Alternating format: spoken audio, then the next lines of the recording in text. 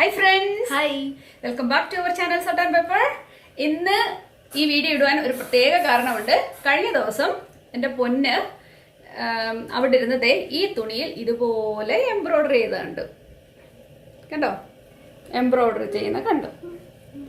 എന്നോട് neck line cut ചെയ്ത് തരാൻ പറഞ്ഞു. എന്നിട്ട് അവൾ ഇതുപോലെ ഇരുന്ന് തയ്ക്കുന്ന കണ്ടു. അപ്പോൾ ഏകദേശം 2 ഫ്ലവറും മാറ്റി വെച്ചിട്ട് ഇത്രയും വരെ തയ്ച്ച് ഇങ്ങനെ മാറിയിരിക്കുക. അപ്പം ഞാൻ പറഞ്ഞു, പൊന്നെ ഇത് കാണാൻ നല്ല രസമുണ്ടല്ലോ. അവൾ ഇച്ചിരിയൊക്കെ പഠിച്ചിട്ടുള്ള വ്യക്തിയാണ്.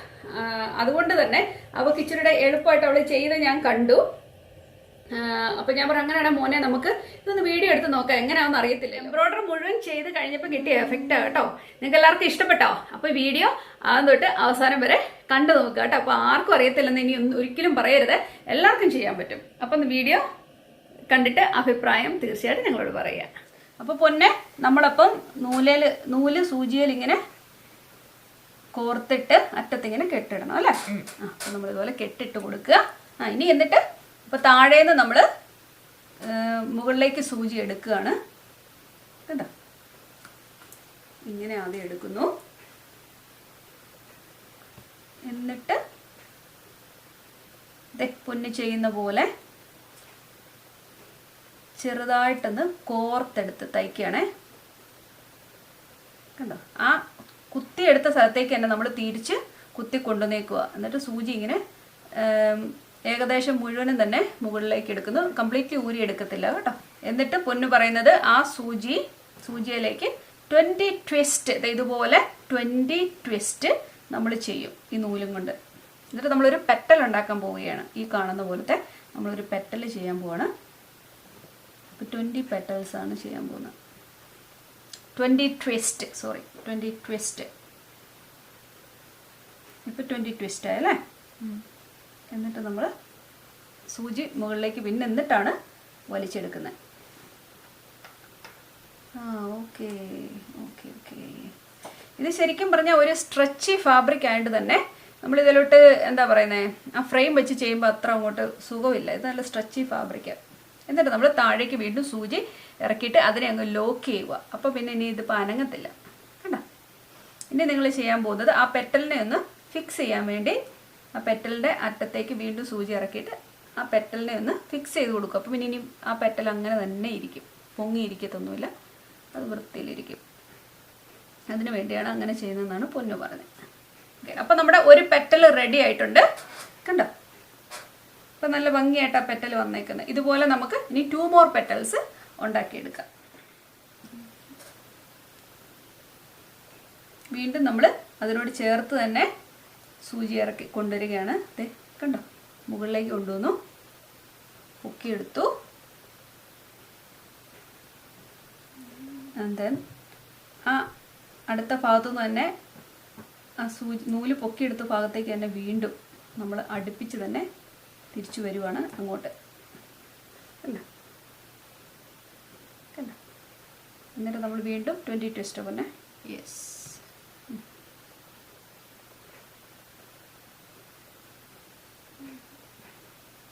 പത്തായി. ഇപ്പം ഞാൻ എണ്ണുന്നുണ്ട്. 10 ആണോ? 11, 12, 13, 14, 15, 16.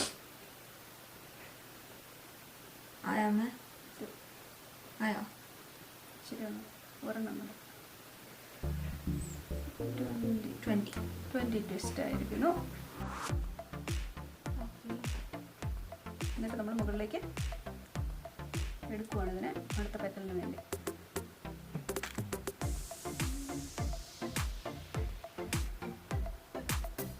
നമ്മൾ ഫ്രെയിമേ വെച്ച് ചെയ്യുവാണെങ്കിൽ നമുക്ക് ഭയങ്കര എളുപ്പമാട്ടോ. പക്ഷേ ഈ തുണി ഒത്തിരി അങ്ങോട്ട് സ്ട്രെച്ചി ആയിട്ടുള്ള ഫാബ്രിക് ആയതുകൊണ്ട് നമുക്കത് ചെയ്തെടുക്കാൻ ഇച്ചിരി പാടാം. ഇപ്പോൾ നമ്മൾ ചെയ്യുന്ന അടുത്ത 3ാമത്തെ പെറ്റലാണ്.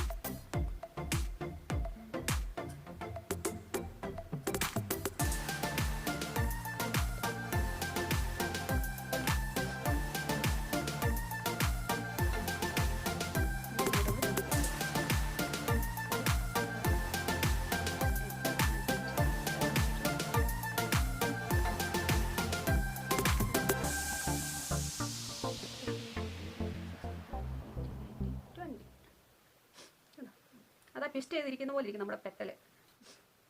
അപ്പോൾ നമ്മുടെ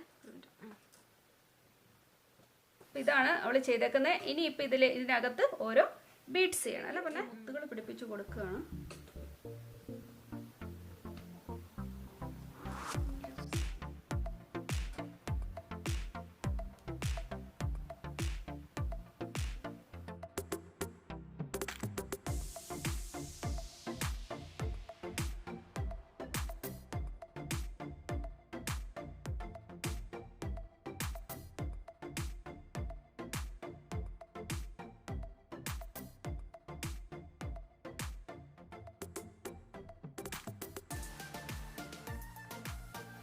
ഇനി താഴെ നിന്ന് അതിനെ ഒരു നോട്ട് ഇട്ട് കൊടുത്ത് അതിനെ സെക്യൂർ ചെയ്യുക അവള് ചെയ്യുന്നത്. ഇനി ഞാൻ കുഞ്ഞുകുത്ത് പിടിപ്പിക്കാൻ പോവാം. ഇതുപോലെ പിടിപ്പിച്ച് അപ്പൊ ഇതുപോലെ ഇടവിട്ട് പിടിപ്പിക്കുക അല്ലേ? നമ്മുടെ ഇഷ്ടത്തിനനുസരിച്ച് പിടിപ്പിക്കുക. ഇവക്ക് മലയാളം പറയാൻ ഇച്ചിരി ബുദ്ധിമുട്ടുണ്ട്, അതുകൊണ്ടാണ് ഞാൻ ഡേറ്റ് പിടിച്ച് പറയുന്നത് കേട്ടോ.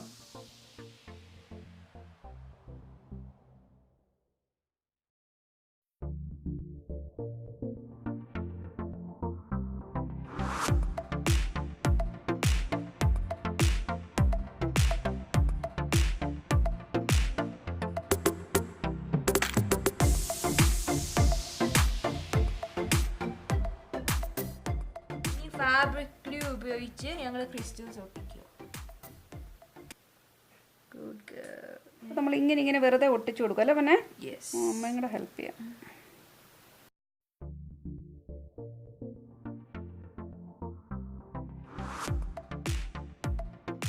അപ്പോൾ നമ്മൾ ഇവള് ചെയ്യുന്നതെന്ന് വെച്ചാൽ ഈ റൈൽ സ്റ്റോൺ വെച്ച് ഇതിനെ ഇങ്ങനെ ഒട്ടിച്ചു കൊടുക്കുക. പെട്ടെന്ന് തന്നെ ഒട്ടിക്കൊടുക്കും കേട്ടോ. ഇച്ചിരി നേരം ലീവ് ചെയ്യുക വെച്ചിട്ട്.